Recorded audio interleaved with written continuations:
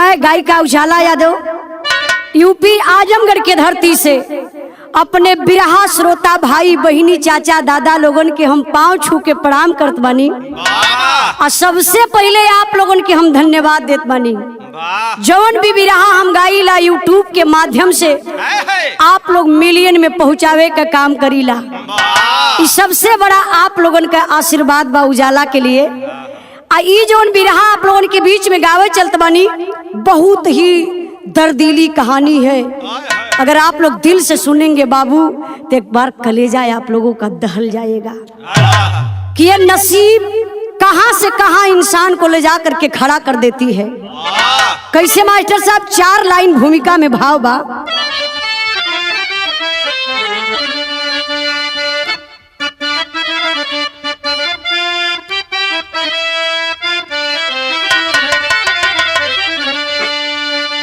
अरे नारी नारी का जीवन जहर है यहाँ में, हो करे के बेबस भटकती है नारी। दानव दहेज आज जल्लाद बन कर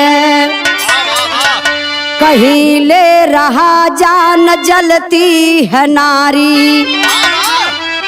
भटकती है मझधार में जैसे कश्ती, और किस्मत के थप्पड़े को खाती है नारी।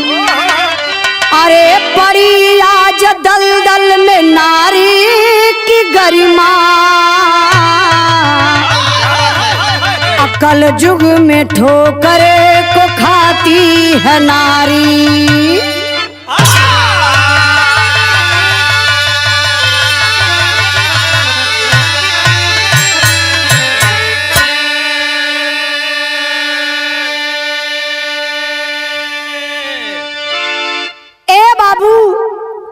आज नारी बेचारी बन गई जमाना में।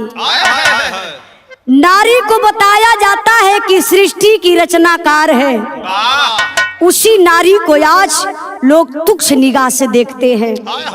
मैं समाज के लोगों से हाथ जोड़ करके कहना चाहती हूँ बाबू, अगर नारी नहीं है तो हम नहीं हैं, न आप है न पूरा समाज है। नारी से ही पूरा समाज है।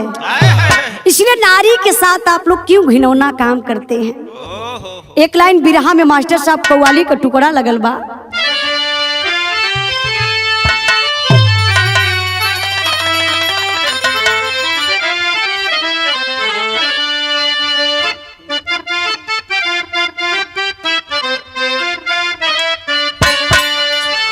अरे इतने करीब आके दगा दे गई मुझे,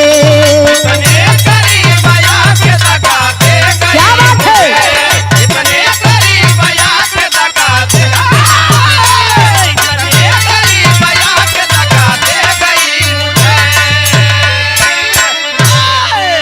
भाव पर आप लोग गौर करेंगे, कहना है क्या?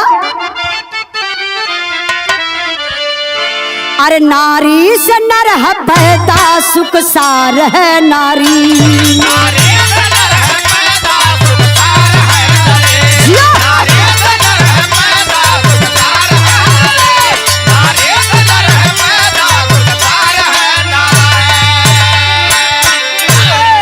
फिर भी अनाथ अबला क्यों लाचार है नारी।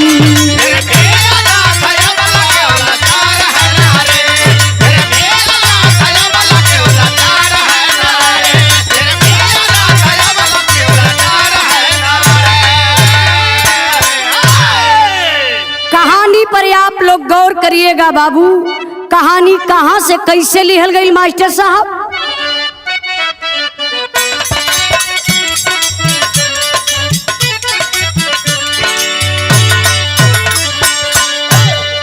कभी कुल की मर्यादा ऊंचे उठाती, कभी बोझी नैया को नारी डुबाती।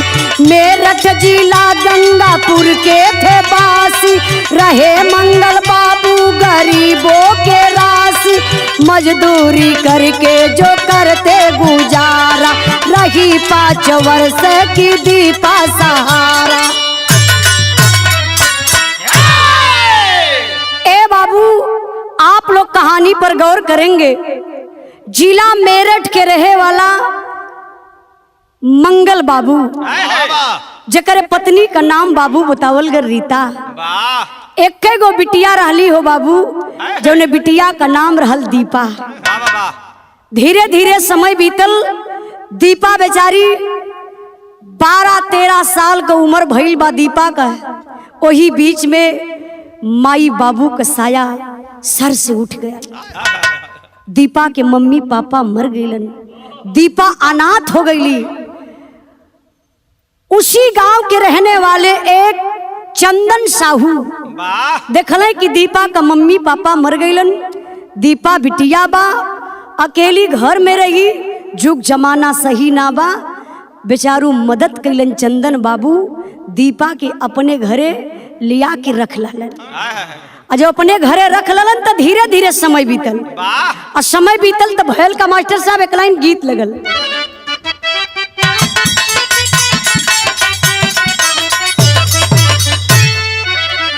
अरे पाकी गई लगे हुआ लटा की गई बालिया, खनक रे गई लना, हर खनक रे गई लना, गोरी का खेते खेते चूड़िया, खनक रे गई लना।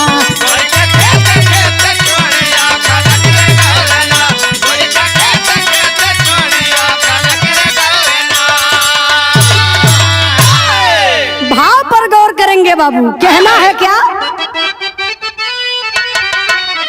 अरे भावरा खिलावे काली बिहस फूलवारिया, सहारा पा गई, हर सहारा पा गई, जैसे धारा से नेवारिया किनारा पा गई। जैसे धारा से नेवारिया किनारा पा गई, जैसे धारा से नेवारिया किनारा पा गई। अरे गौवा के लोगवा उठावला अंगूरिया,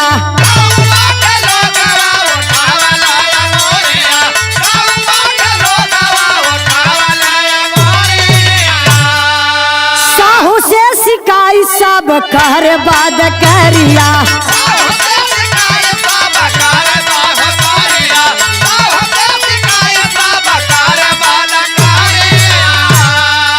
अरे बेटवा विनोद बोर तोहारी पगारिया, किनारा पा गई, हर किनारा पा गई, जैसे धारा से नेवारिया किनारा पा गई।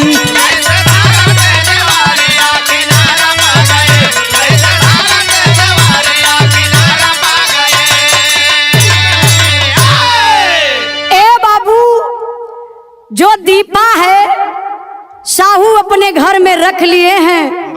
धीरे धीरे दीपा 12 बरिस का रहली, 13, 14, 15 साल का हो गई। जब दीपा का जवानी चढ़ल, और वही घर में चंदन साहू का बेटा जेकर नाम रहल विनोद, विनोद और दीपा से नैन चार होखे लगल। आप लोग कहेला बाबू, जहाँ आग रही और जहाँ आग खर रही उज्जली जरूर। दीपा और विनोद में जब प्यार हो गयल तो धीरे धीरे ये चर्चा पूरे गांव में फैल गई कि अरे चंदन का देखबा जौन दीपवा के घरवा में लिया के रखले हुआ, उ चंदने के बेटवा विनोद से प्यार करेले, घरवे में रख लालन। पूरे गांव का पानी जात बा, पूरे गांव वाले जुट के इकट्ठा भइलन, प्रधान जी के यहाँ गइलन। प्रधान जी चंदन के अपने दरवाजे पर बुलाए के पूरी पब्लिक के सामने कहत कहूँ, एक लाइन तर्ज लगल मास्टर साहब, सास मोरे बस में, ससुरा मोरे बस में, जवानी नहीं बस में, ए ड्राइवर बाबू,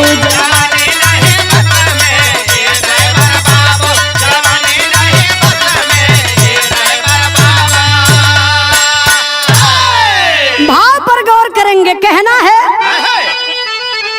यार सोना मिला जग में, और सोना मिला जग में, चांदी भी मिले जग में, ऐसे ठे बाबू पानी न मिले जग में ए सेठ बाबू।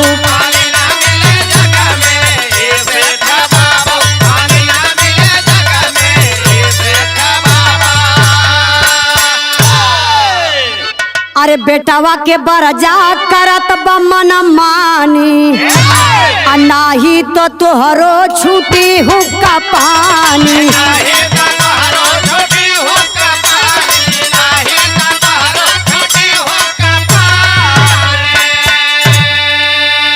और राग मिला जग में, और राग मिला जग में, रवानी मिला जग में ए सेठ बाबू। पानी न मिले जग में ए सेठ बाबू।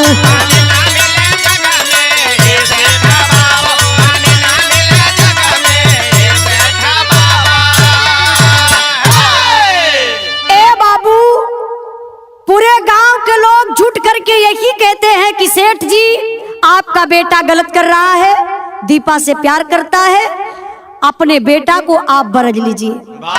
ये पूरे गांव की बदनामी है, ऐसा नहीं होना चाहिए। अगर नहीं मानते, आपको पता है सेठ जी, एक बार इज्जत चली जाती है ना तो इज्जत वापस नहीं आती है।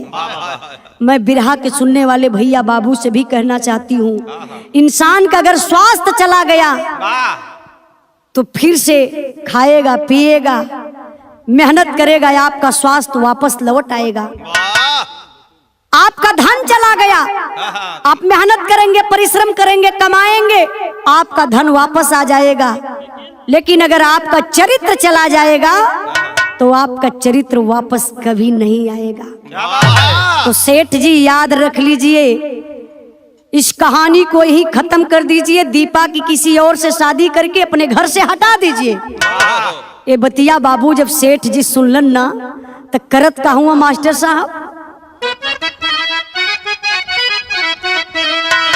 अरे मोरे राम, शर्मा के साहिल संगम में छिपा, कश्ती कश्म सात यध जल बीचे, भरमा के यार भरमा के यार भरमा के। चंदन साहू वही पंचायत में उठ के खड़ा हो गईलन। चंदन साहू तमतमा उठे, अरे चंदन साहू तमतमा उठे, धमकी से जो डर जाते हैं ओ मर्द नहीं भरुआ होते हैं जो कायर पना दिखाते हैं। मालिक ने सबको जन्म दिया, अरे मालिक ने सबको जन्म दिया, एक ही सबका रखवाला है। फिर भी जात पात का भेदभाव किसने जग में भर डाला है। हुक्का पानी तो दूर रहे, अरे हुक्का पानी तो दूर रहे, धिक्कार है कुंठित समाज को। जातिवाद भरने वाले लानत है इस गंदे रिवाज को। चंदन साहू कलन की सुनिए, पंचायत की ऐसी की तैसी। अरे क्या पंचायत आप लोग कर रहे हैं? किसी की बेटी अबला लाचार है, माता पिता उसके मर गए, मैंने पालन पोषण किया तो क्या हुआ, मेरा बेटा प्यार करता है, अरे किसी और के घर इसकी शादी करेंगे, पता नहीं कैसा पति मिलेगा, पता नहीं कैसा घर मिलेगा, कैसी सास मिलेगी, कैसा ससुर मिलेगा। तो और अच्छी बात है, मेरा बेटा प्यार करता है। चलिए, पूरे गांव की कोई जरूरत नहीं, मेरे घर कोई को खाना पीना नहीं है, मैं अपने बेटा की शादी दीपा से करवाऊंगा। क्या बात है? उठ के बाबू ओ पंचायत से चंदन साहू अपने घरे वापस चल गईलन। दुए 4-6 दिन बीतल, कालई हल्ला गुल्ला से बढ़िया बा अपने बेटा विनोद के लालन, दीपा के लालन ले के गईलन मंदिर में, हंसी खुशी से शादी करवा दलन। और जब शादी हो गई तब का भल मास्टर साहब एकलाई नहीं जा गीत लगल बा।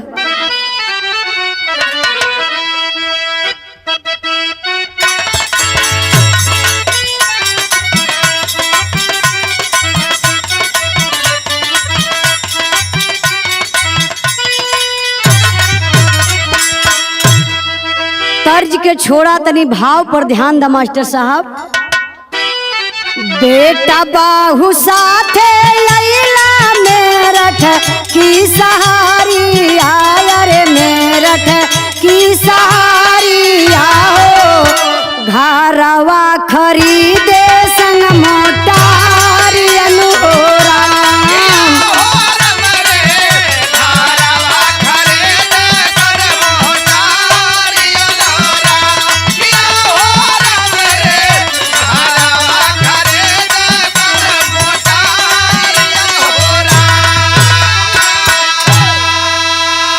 सुंदर सुमनवा खिलल दीपा के जमानावा रे दीपा के जमानावा हो ममता कभी हसल फूल वारन ओरा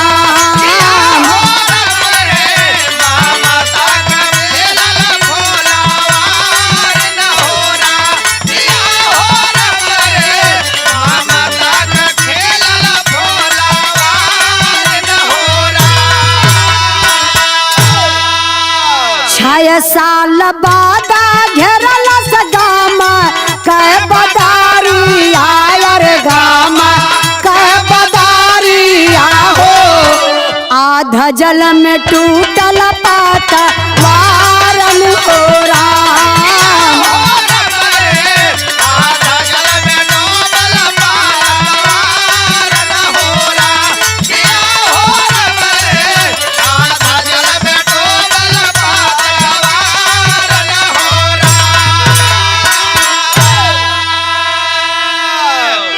सेठ जी सोचलन कि बेटा का शादी तो दीपा से कह देली और गांव वालन का धमकी बा कि हमारे दुआरे का पानी क्यों ना पी तो अपन खेत बाड़ी सब घर दुआर बेच के चंदन सेठ चली गईलन अपने बहू बेटा के लेके बाबू मेरठ शहर में गईले जमीन खरीदलन घर बनवा ललन साथ में एक गाड़ी भी खरीद ललन 4 चक्का गाड़ी रहल आ जब गाड़ी खरीद लल समय धीरे धीरे समय बीतत बा वही बीच में बाबू बारे दुनिया के मालिक परिवार में खुशी आई दीपा के एगो लड़का पैदा भयल धीरे धीरे 6 साल का दिन बीतल हो एक दिन का बात बा भयल का मास्टर साहब एक लाइन गीत लगल बा और ससुरे न रहबा नैहार और ससुरे न रहबा नैहार जाइबा जरूर हो कि मिलल बा शराबी सैया मिलल बा शराबी सैया ना सवाई में चूर हो रे मिलल बा शराबी सैया ना सवाई में चूर हो रे मिलल बा शराबी सैया ना सवाई में चूर हो रे मिलल बा शराबी सैया। भाव पर गौर करेंगे बाबू परिवार में अचानक विपत्ति घेर लहलस अच्छा विपत्ति का घेरलस मास्टर साहब और मिटना करम का गति और मिटना करम का गति लिखला लीला रहो कि ये कभी न चंदन से था ये कभी न चंदन से था पारला बीमार हो रे ये कभी न चंदन से था पारला बीमार हो रे ये कभी न चंदन से था पारला बीमार हो रे ये कभी न चंदन से था गाली गाली जे के भरा माव की समतिया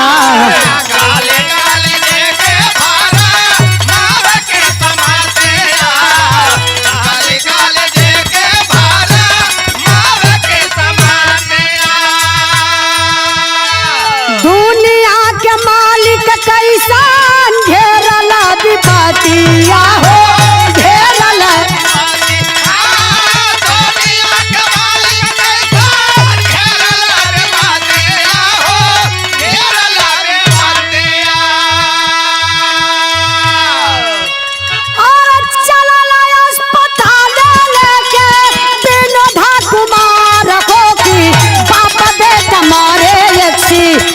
भइल कार हो रे बाप बेटा मारे बेटा भइल कार हो रे बाप बेटा मारे बेटा भइल कार हो रे बाप बेटा मारे।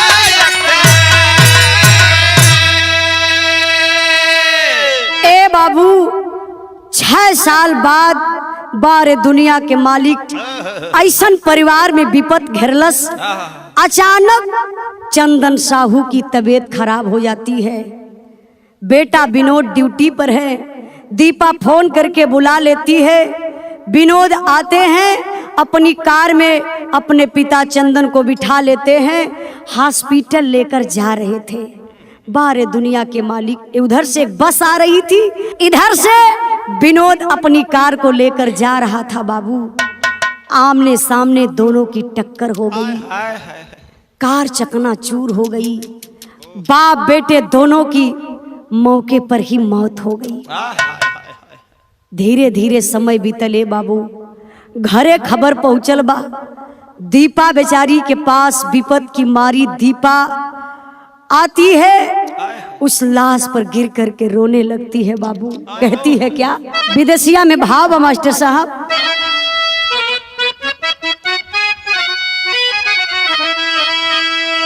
अरे सैया ससुर कना पिसरे सुरतिया हो, अरे रात दिन असुआ बहावे भी रहिया।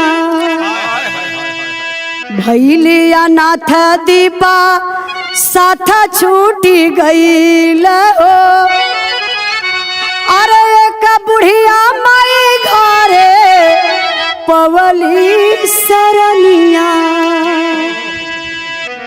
रहे एको वकील बुढ़िया माई का पड़ोसिया हो, अरे वही घरे दीपा बानी गैली नौकरनिया। दिन रात कई के पलली सुगनावा हो, अरे कटवा पे फुलावा भी तवे जिंदगनिया।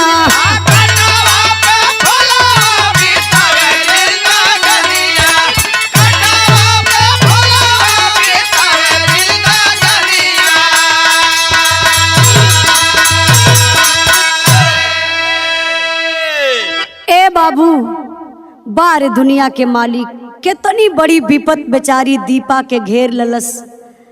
अकेली दीपा बची और उसका बेटा। अंतिम संस्कार पति और ससुर का हो गई। धीरे धीरे समय बीतल। ए भैया, पेट पाले बदे कुछ न कुछ करे के हुई। जे कमाए वाला रहल वो दोनों लोग सथवे निकल गए। दीपा करे का यहर वहर बेचारी शहर में काम खोजे लगल।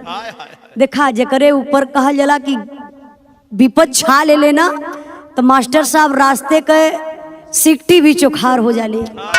कहीं काम ना मिलत बा, बेचारी परेशान हो गईली। एक बुढ़िया माई से एक पार्क में अचानक मुलाकात भई। तो आपन बीतल बात बेचारी दीपा बतावे लगली कि माई हम काम कैल चाहत हईला, कहीं अगर केहू के घरे कोनो काम होई तो बतावल जाई। बुढ़िया मतारी बतौली कि ए बिटिया, एगो हमारे पड़ोसिये में वकील साहब हुआ, बड़ा आदमी हुआ, उनके घरे बड़ा नौकर चाकर लगल रहल है। तो एक दिन चल तू बतिया ले तू, तो हो सकत कि तोहर काम पूरा हो जा। बेचारी दीपा को लेकर के बुढ़िया गईलिन वकील साहब के यहाँ। बातचीत भइल। वकील साहब के घरे बेचारी नौकरी करे लगली। नौकरी करके आपन और अपने बेटा का पालन पोषण करत हई। वही से बेटवा का पढ़ाई लिखाई चलत बा। धीरे धीरे समय बीतल, साल भर बीतल है मोर बाबू। तब भयल का मास्टर साहब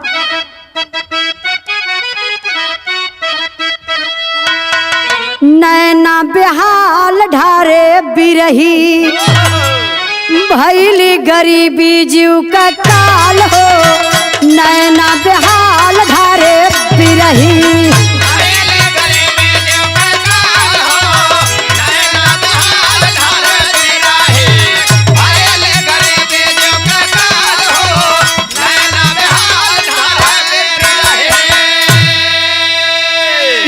लइकन के साथे एक दिन खेलता सुगानावा।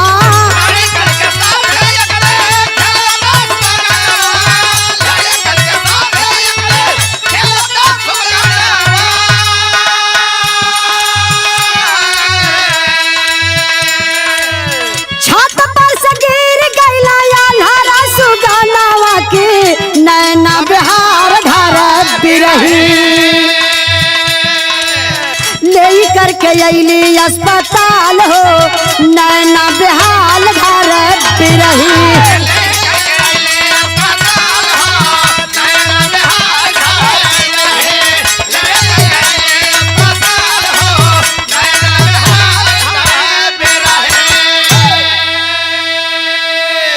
बेचारी दीपा अपने बेटा के खिया पिला के घर में छोड़ के वकील साहब के घरे गई हैं चूल बर्तन करे बदे बाबू। तब बोले संजोग देखा ये भैया, बेटवा चढ़ल छत पे दीपा का अचानक खेले में लइकन के साथे पैर फिसल गयल और रेलिंग लहले लड़का नीचे जमीन पर गिर गया, गहरी चोट लग गई। दीपा के यहाँ कोई संदेशा दलस वकील साहब के घरे जा करके, दीपा आपका बेटा छत पर से गिर गया। हाय माई हाय बाबू करत चिल्लात का दीपा भागल भागल घरे अइलिन। देखत हई बचवा छत पर से गिर के खून से लथ पर शरीर बेहोश पड़ल बा। दीपा बचवा के अपने गोद में उठौली और लेकर के बाबू जब हॉस्पिटल में गईली, डॉक्टर साहब देखते बोलते अरे बड़ी नाजुक हालात है, बच्चे की तो बहुत बुरी स्थिति है। अच्छा देखिए कौनो भी हॉस्पिटल में आप लोग जाइला बाबू, आप परेशान हैं, आपको दर्द है, लेकिन डॉक्टर साहब सबसे पहले फीस ली है, पैसा ली है, उसके बाद भर्ती करेलन। तो डॉक्टर साहब बोले कि देखिए आपका बच्चा है तो 10,000 रुपया पहले जमा करिए, उसके बाद इस बच्चे को हम भर्ती करेंगे वरना नहीं करेंगे। देखिए डॉक्टर साहब का। बेचारी दीपा परेशान हो गई, हाथ में 1 रुपया नहीं है, बेटे की बात है कहाँ से पाएगी 10,000 रुपया। बेचारी अपने बच्चे को उसी हॉस्पिटल में छोड़ देती है और दौड़ी दौड़ी भागल भागल आती है दीपा वकील साहब के घरे, जेकरे घरे चूल बर्तन करत रही। हथवा जोड़ के कहली वकील साहब हमार बचवा साहब छत पर से गिर गल बा, बहुत ज्यादा चोट लग गई बा साहब। डॉक्टर साहब कहलन 10,000 का जरूरत बा साहब प्लीज। वकील साहब 10,000 रुपया दे दे, हम जिंदगी भर आपके घरे काम करब, वही में से कटा लिए साहब। इतनी बात जब बेचारी दीपा वकील साहब से कहती है, वकील साहब की नीयत बदल गई, समझ गए बेसहारा लाचार औरत है।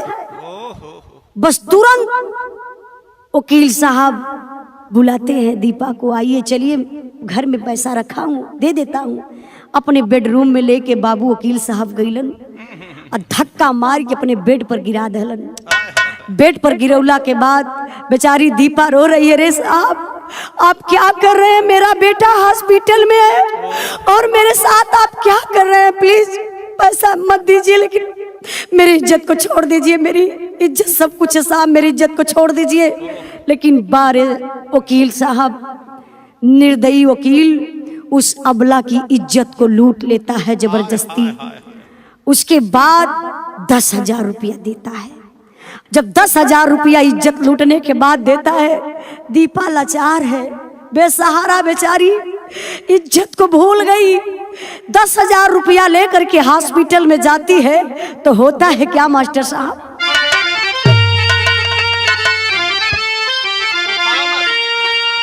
कोई नया पना भइल आज बेगाना बदनसीब में, और टूट गया सपना कहताना बाना बदनसीब में।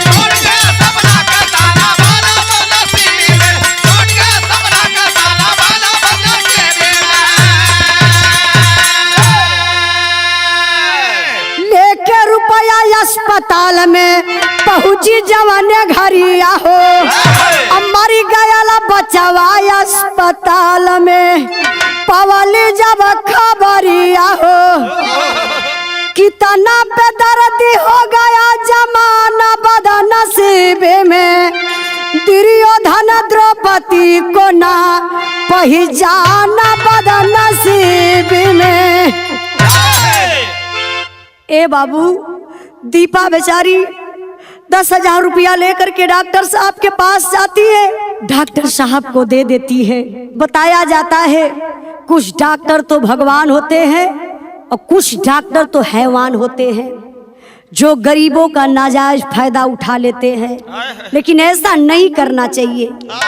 डॉक्टर साहब को भली भांत पता है कि बच्चा मर चुका है, लेकिन दीपा बेचारी का 10,000 रुपया लेकर के पॉकेट में रख लेते हैं और मरा हुआ बच्चा को ले जाकर के अंदर इलाज शुरू कर देते हैं। बताइए, कुछ देरी के बाद डॉक्टर साहब आते और दीपा से कहते, दीपा आपके बेटा को बहुत ज्यादा चोट लग गई थी, इतना ज्यादा जख्मी हो गया था, वो बचाने लायक नहीं था, मैंने बहुत कोशिश किया, आपका बेटा इस दुनिया में नहीं है, मर गया।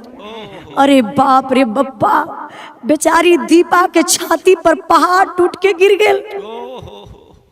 गौर करेंगे बाबू, अगर वो कमीना वकील बेचारी दीपा की इज्जत को नहीं लूटता, समय नहीं उतना बिताया होता, उसके साथ में समय से पैसा दे दिया होता, तो शायद आज दीपा का बेटा दीपा के गोद में रहता। देखिए समय, बेचारी रोती चिल्लाती बिलकती दीपा घर के तरफ चलती है, लेकिन घर जाने की हिम्मत नहीं है। दीपा रास्ते में बैठ जाती है और सोचती है, अब मैं दुनिया में नहीं रहूंगी, मेरी जिंदगी बर्बाद हो गई, मेरी दुनिया लुटा गई, अब मैं किसके लिए इस दुनिया में जिंदा रहूंगी। दीपा बाबू आत्महत्या करने के लिए तैयार हो जाती है। करती है क्या मास्टर साहब?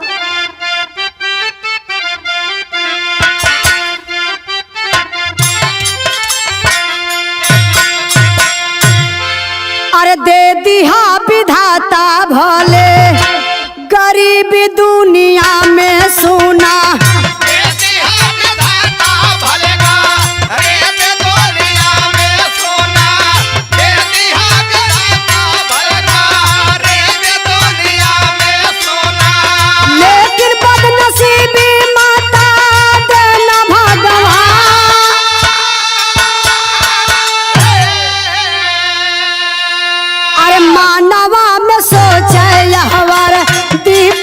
रहनिया बाबू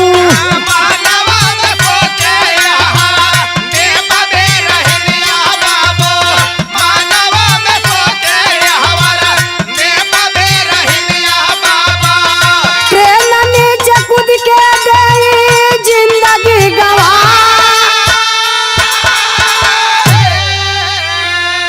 आए कर्मचारी घूमत रहल डीवटी पे भैया,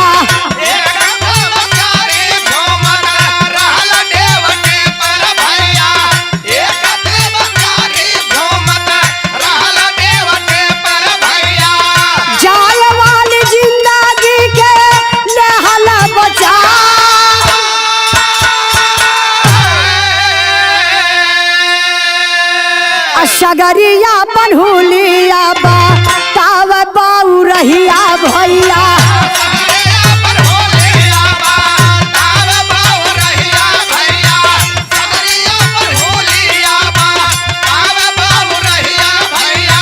लाल कर्मचारी घर बहाना बना,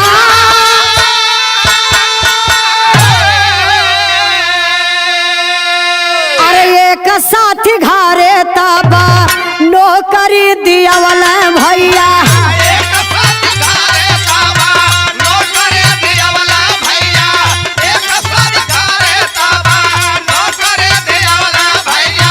पापी व्यभिचारी नीचा दैला भेटा,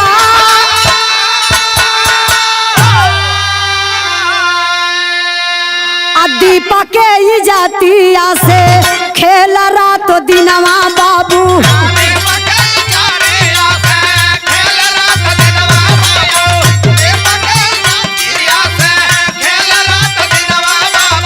गोल चौक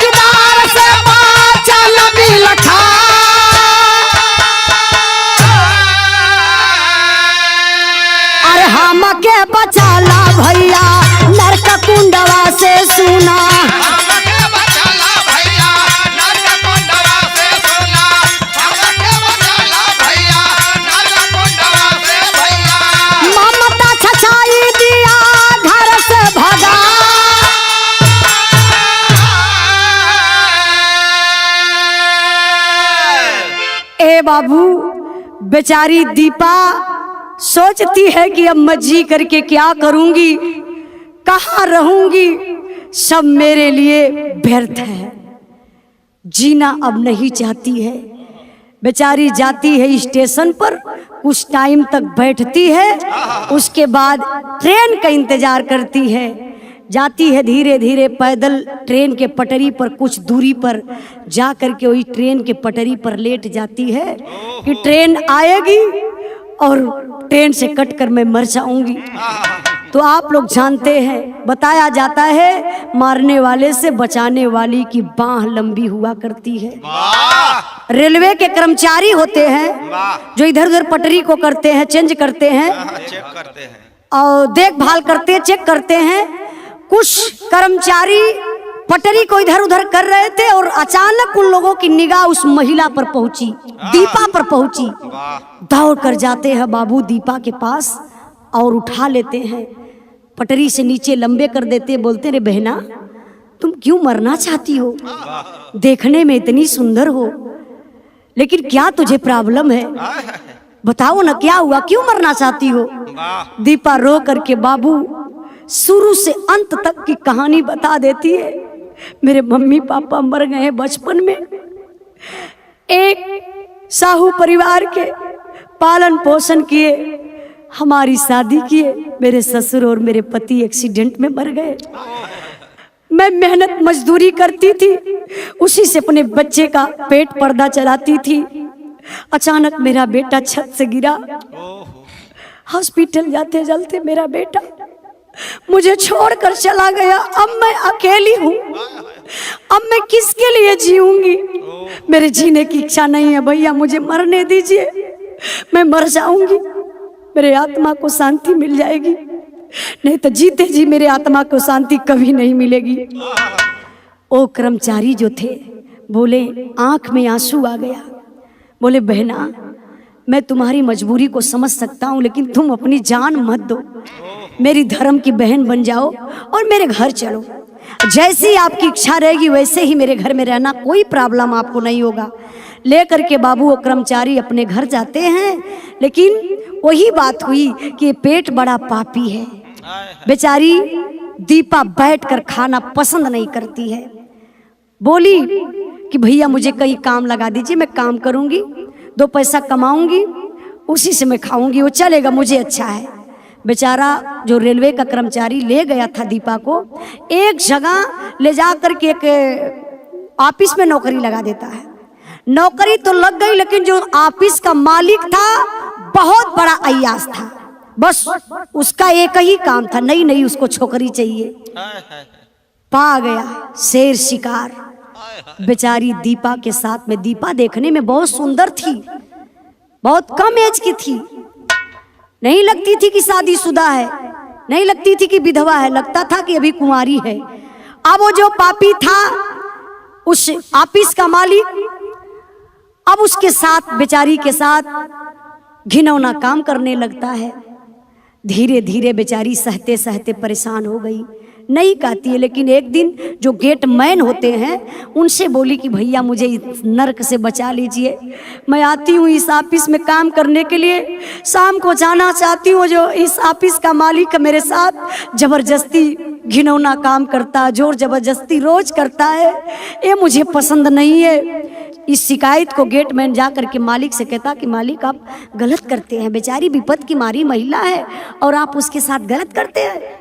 डांट करके बाबू वो मालिक दीपा को भी मना कर दिया आने से ऑफिस में, और उस गेट मैन को भी मना कर दिया। बेचारी दीपा और बेसहारा हो गई कि अब कहाँ जाएगी। जाती है, अब सोचती है कि अब जिंदगी में मेरे कुछ नहीं बचा, मेरी इज्जत भी चली गई, मेरा परिवार भी चला गया, ये दुनिया के मालिक मुझे कितना खेला दिखाएंगे, मैं कितनी बड़ी बदनसीब हूँ। जाती है बाबू बस स्टॉप पर बैठ करके सोचती है कि इस बार अब तो मैं जरूर मर जाऊंगी, कोई बस आएगी उसी के नीचे मैं दबकर मर जाऊंगी।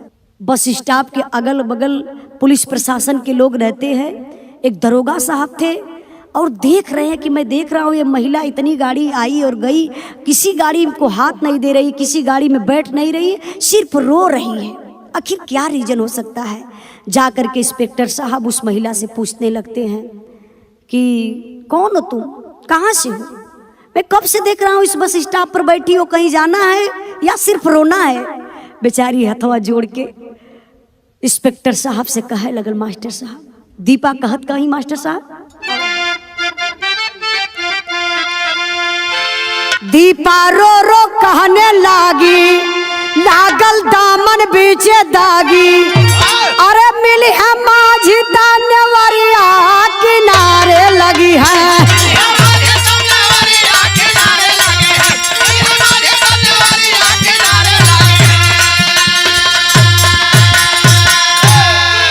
मान धर्म की बहन इंस्पेक्टर साहब घर पर लाए हो, मित्र मुकेश के साथे दीपा की शादी रचाए हो, अरे बध गए प्रेम का रसरिया किनारे लगी है।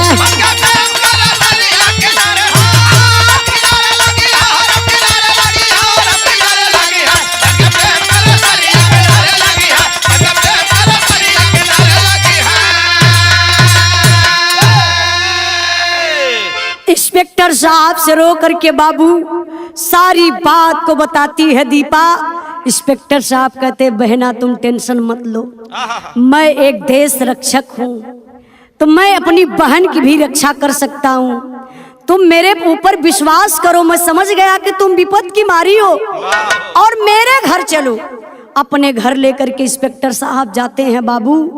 धीरे धीरे समय बीतता है। इंस्पेक्टर साहब का एक दोस्त जो डॉक्टर था, जिसका नाम मुकेश बताया गया, एक दिन इंस्पेक्टर साहब उस मुकेश से एक बात बोलते हैं कि देखो मुकेश, आप मेरे जिगरी दोस्त हो और शादी तो कहीं ना कहीं करना है।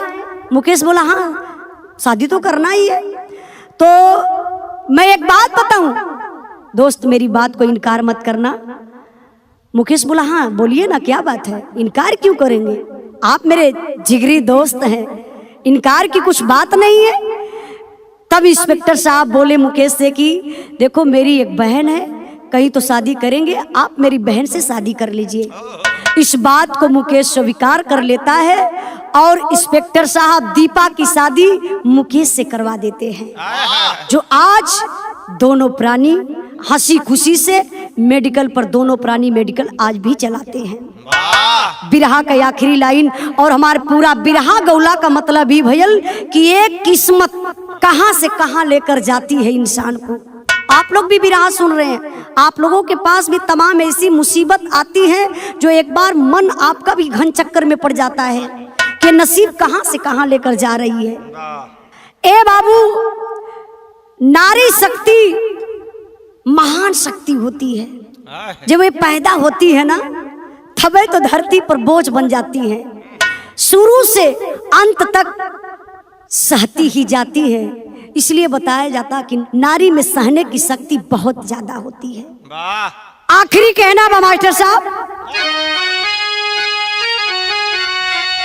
गुरु बिहारी गुरु गणेश गुरु रामलाल गुणकारी, स्वर्ग गए चंद्रिका कवि बच्चन जी बने पुजारी, और शर्मा के साहिल संगम में छिपा उजाला रामाश्रय सेवक है सरदा माँ के, शर्मा के साहिल संगम में छिपा।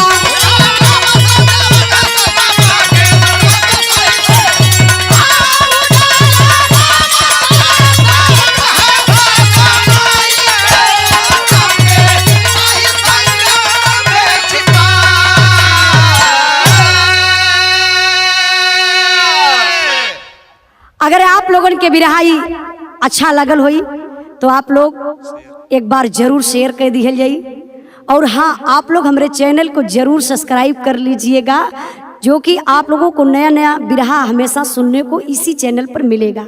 बहुत बहुत धन्यवाद।